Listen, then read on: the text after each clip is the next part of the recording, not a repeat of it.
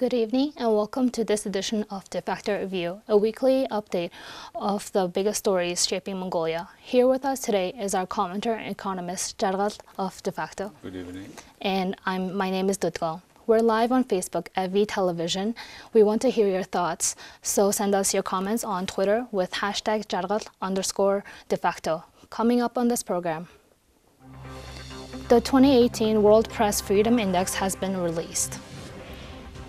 The issues of pollution and land grants along the TUUL River bank continues. The government is drafting a new law pertaining to discipline and accountability. 750 falcons may have been sold through a secret decree. So recently, the Reporters Without Borders recently published their 2018 World Press Freedom Index, a ranking of the 180 countries according to the level of freedom available to journalists. This year, Mongolia ranked 71st, a drop of 2 ranks relative to last year. And over the past 3 years, Mongolia's ranking has been declining steadily. And according to the Global International, there are around 500 media outlets in Mongolia, which is said to be a large number considering Mongolia's small population. Why do you think there are so many media outlets? Well, that's the problem. And, I have gone through this report of the Reporters Without Borders, borderless, what's the name, Without Borders. And I found out a very interesting report on ownership of Mongolian media. And I think there is an answer to the questions you asked. Why are there so many of them here? How are they working? Are they free? It turned out not. So the first reason why there are so many is 1/10 of media outlets of some 500s are free to talk on owners. Okay, 90% are not free to talk about owners. And out of this 90, 74% has political affiliations. Owners have some political either agenda or positions, high positions before, they now occupy high positions now. And Mongolian ownership of media research and interviews with media outlets, media companies and journalists also reveal that journalists face mounting pressures in Mongolia. When media are used as political or economic instruments by their owners, it puts them in the position of serving the owners' interests rather than the public interests, said Munk Mandach, the head of Mongolian Press Institute. These dependencies can also prevent journalists from being neutral and open doors to self-censorship. Another point is the ownership of Mongolian media can be disguised too easily by legal means, because there is no regulatory safeguards to prevent media concentration in monopolies now. And slowly these monopolies are going to happen, and they're happening now. The third, I think, the media freedom is though guaranteed by law, but actually it is not fully implemented. Why?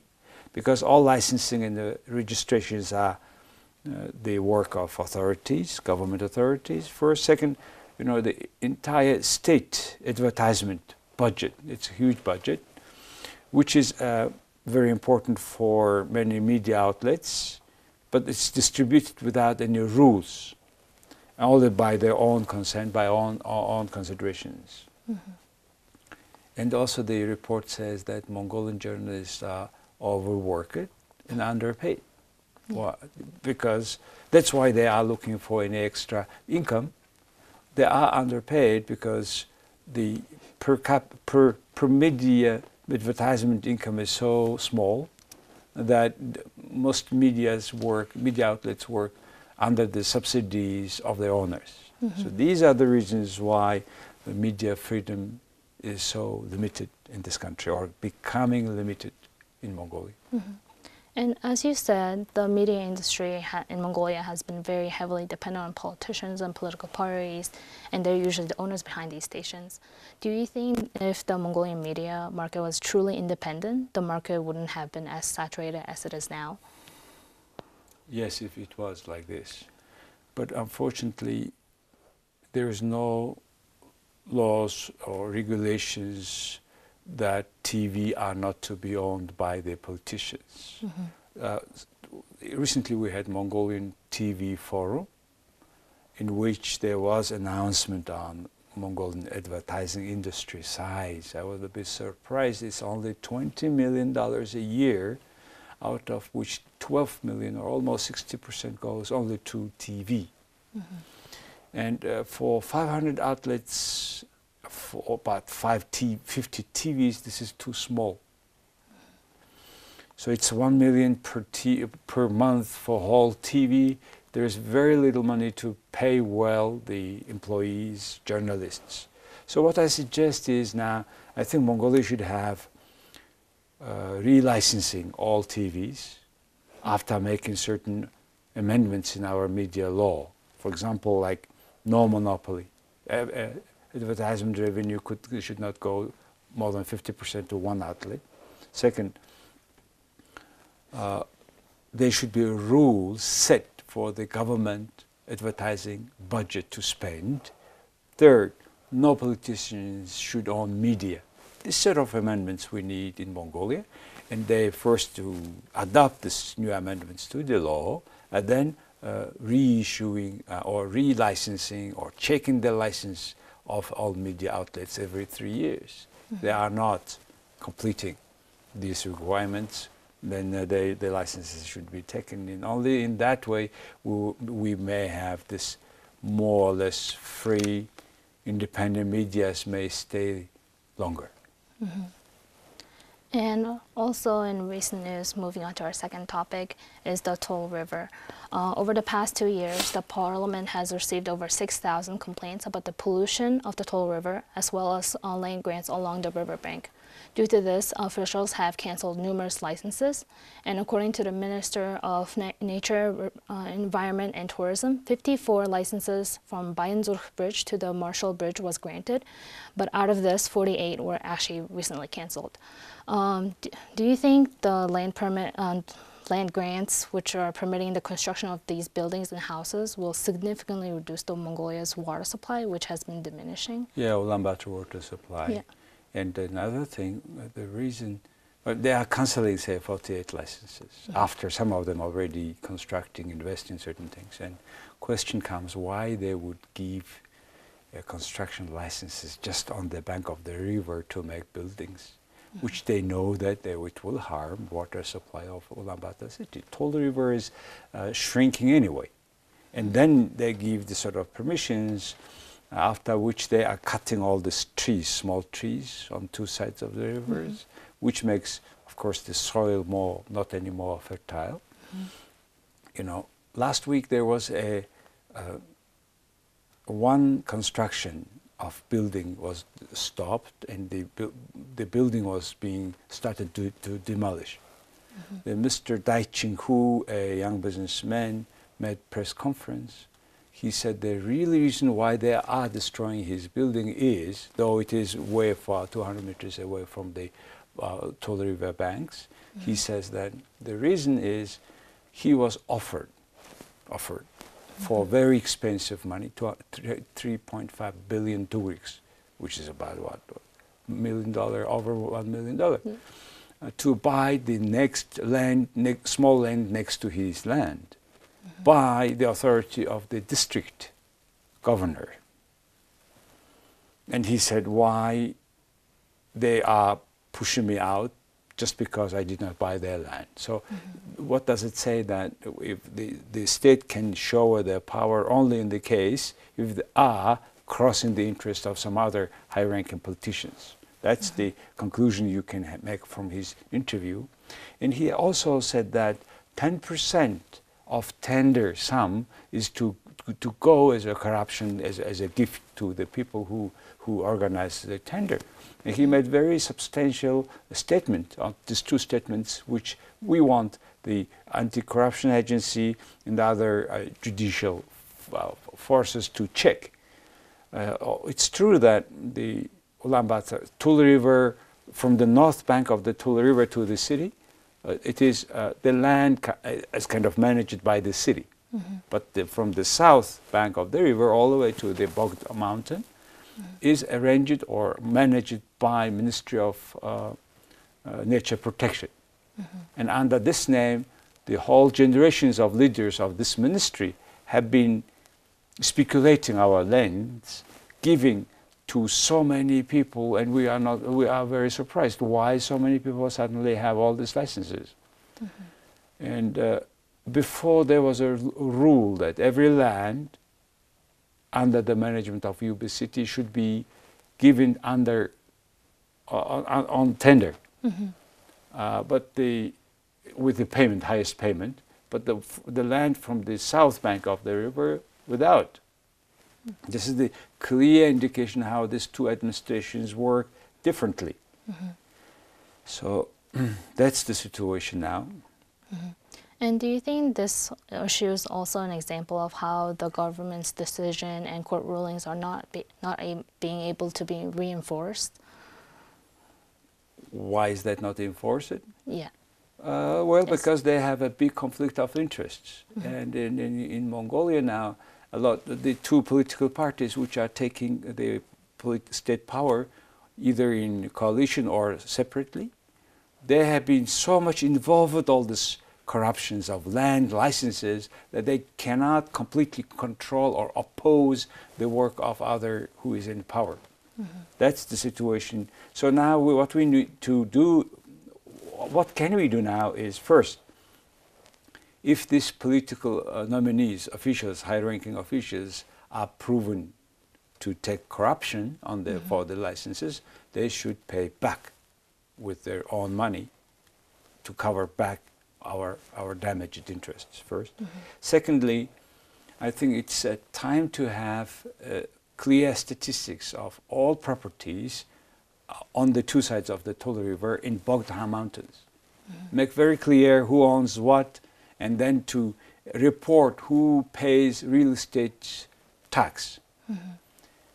And make special law after that they should pay way higher real estate taxes than the people in the Ulaanbaatar city. And with that money, as a tax, we should create such a kind of public recreation center with a lot of parking, a place to have entertainment.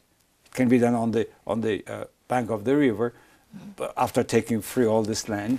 I mean, after freeing all this land, and then we will have a normal, modern city where the citizens have a good chance to have a rest on the bank of the river, instead of having these whole fences around, having access to only one or two corrupt person and officials. And just like politics always plays a huge role in Mongolian news as well as the economy. And recently, the Mongolian government has drafted a law on the discipline and accountability, which is expected to be presented to the parliament during their spring session. The government even announced that 2018 will be known as the Year of Responsibility. And the purpose of the law is to promote fair transparency, accountability of civil services, and reinforce accountability or the discipline in the government. Do you think there is a need for such law in Mongolia? Well, concerning this Year of Responsibility announcement, it reminds me always our socialist time when the pioneers were given oath, to follow the principles of that year, motto, etc. Concerning this responsibility and discipline of public officers, it turned out that we have actually a law, public service law. That law is 24 years old, and last year they have amended, and it will be new law will be implemented, or amended law will be implemented from the January 1st next year. But before that, the politicians found out that if we don't make very clear criteria why the public officer are to be punished for wrongdoing. And it's kind of a law of ethics of public officer. So combination of those, it's under the name, it comes under the public officer responsibility law. And I checked what is going about that is, it was explained why this one is needed by the Cabinet Chancellor, Mr. Zandan Shatar. He said that we lost a lot ethics, a lot responsibility of public officers at all levels. Large projects in Mongolia are not being implemented or not moved at all. And it is one of the reasons why we don't have this responsibility of public officers. And public officers at the higher level make decisions, but it is stuck at the mid-level decision makers, bureaucrats. So, and some is doing wrongdoing on the name of political parties. That's what his statement. So they try to address these issues, and that's try to issue this new law. It's draft. It will be discussed soon at the parliament. We have 3 categories of public officers. Rather, it is in Mongolian language. It's called state officers, unfortunately, which misleading the people's missions, because these state so-called officers, which in English is understanding of public officers, they should serve not the state, they should serve the public, us. So this is the misleading translation in the concept we use. So I wish it is to be renamed into public officer soon. And for example, there is a case of a parliament member, Mr. Kantolok, who is now blamed for rape case. And he is still there, though he had himself said, I will resign. But Mongolian parliamentarians find that it is not enough. They should have either law or should make special decisions to resign him. Which is not the case, for example, in case of Japan, where they have ethics law. Once the person is recognizing that he's doing wrong, and he's saying that he's quitting, he's resigning, why he would not do it? In Japan, over even small cases, they should just over a small gift, they resign. In Mongolian cases, there is some immunity law of parliament members that they cannot be punished. So this sort of things to be changed. In Canada, for example, there is not only public service exams, like in America as well, but also test whether this man's psychology is suitable for high ranking of public offices. Because people's psychology, the behavior are changed when they are having higher and higher positions. And yet they should be modest, yet they should be served the public. So Canada has good laws that regulate this part. I wish Mongolia has, but... But do you think like this current being drafted law can possibly increase the level of responsibility and ethical standards of the current and future civil servants? It is to be, because the first law, public service law, or state service law, state service law, state serviceman law, state service law, okay, let's do. State officials? That law is not completely covering violations, ethical standards. So they are not able to punish.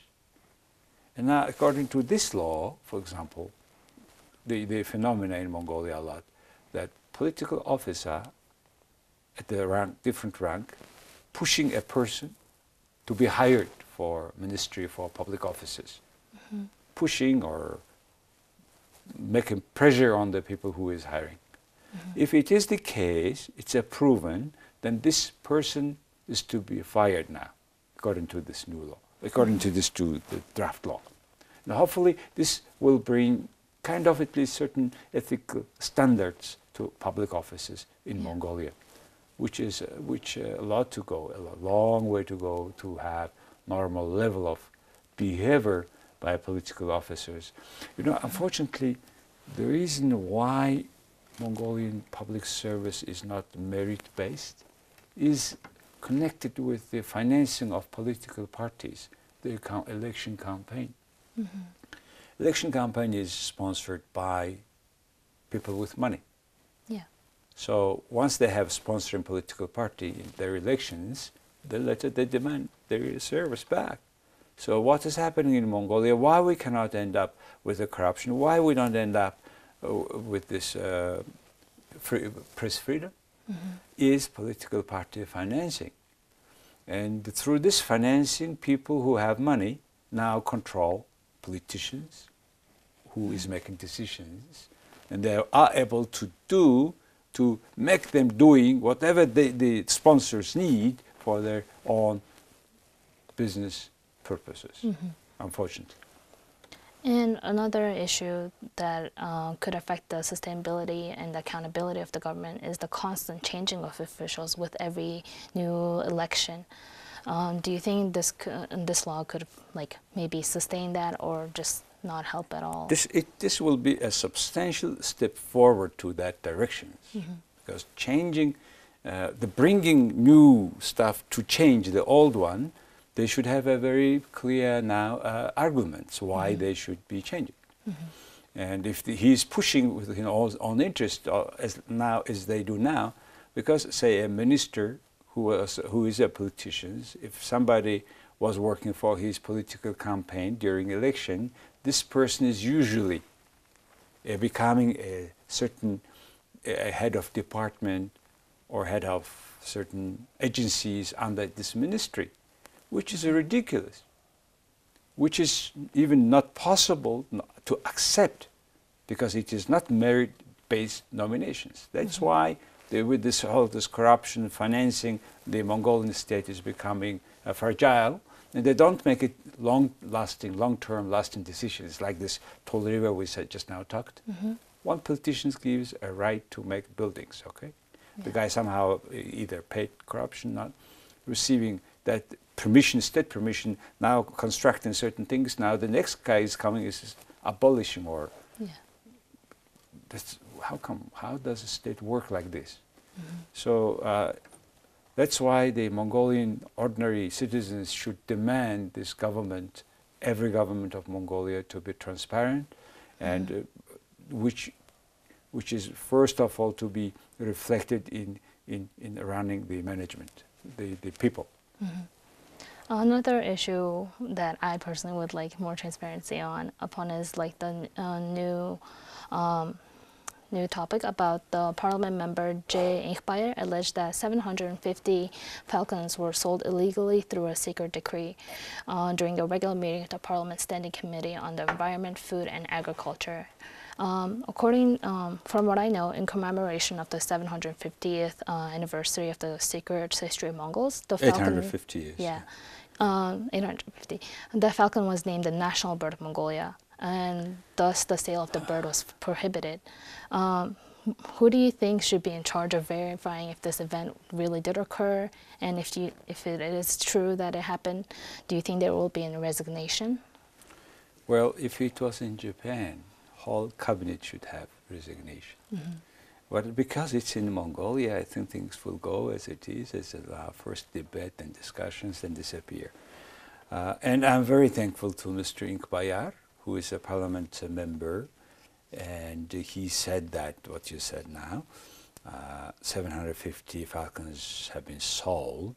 I mean, he is parliament member, not like you and me have no power. This guy who receives the statistics that the 750 falcons cross the border, okay, and they're sold. And our license for one falcon is $11,000 US.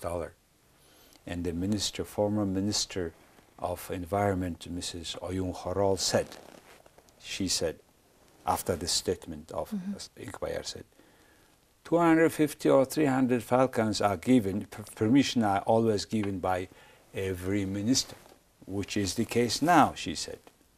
And it is because we have a government kind of confidential order, and it is agreed with the General Intelligence Agency. And she is justifying that because it is, she also said that it's because required by the high-ranking visits of some sheikhs. And with this statement, she's completely confusing us. Because, I mean, even Mongolian president should be under the law. The same, everybody is to be under the law. And no foreigners, no Mongolian, whoever, presidents, they should be also under the law.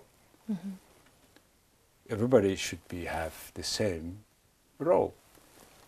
But she said that this amount of falcons, permission is given by each minister. So which proves that Ingvar was right. And I don't think Mongolian government are giving gifts by 200 or 300 falcons to one sheikh. Well, maybe 2, 3, it can be as a gift. But why there's so many? The falcons are, of course, it's subject of sale, and we don't know what happened with this money. Estimated 25 billion tugriks, which is about what million. 1 million is 2.5 billion, so it should be about 8 or at least million US dollar money. State revenue should be state budget revenue. We don't know where is the money. And we now ask this anti-corruption agency, general intelligence agency, and judicial systems, courts of Mongolia to make clear on that issue. Without making clear on that issue, we will have again less and less belief in the capacity of the state, in the capacity of the government. And because the sort of secret transactions, people now having a less and less respect for democracy itself, which is nothing to do with this whole things, a few peoples violating our laws, including the ministers, and unfortunately this Ministry of Protection of Nature. Nature. Yeah? And I think it's a time to protect our nature from the protection ministry, rather than they protect our nature. As practice says, they have been manipulating, speculating our lands around Ulaanbaatar, as we have talked, on 2 sides of TUUL River. Now they are also selling our falcons. What is this? So it's a time to protect from this ministry our nature. And I think Mongolian public, being aware of these facts, will be more mobilized to protect our nature and property. And it was mentioned that this alleged selling was made through a secret decree. Do you think it's possible for a secret decree to be made against the previous government's decision? This is really violating our democratic law. Only the things that can be dangerous for our sovereignty can be solved or somehow approached by secret decrees. The rest, in particular, which has to do with our property, with our nature, with our falcons, they should not be secret. What they are keeping, why they are doing that in secret? That means this system of general intelligence agency, government, if it is true that we demand them to prove that it is not, then we will raise big questions. And of course, like in Japan, we should demand the whole cabinet should be resigned. Well, thank you for joining us for this week's Defacto review. And please join us next week at the same time for the next roundup of Mongolia's news. Thank you very much. Have a good evening. Thank you. Good night.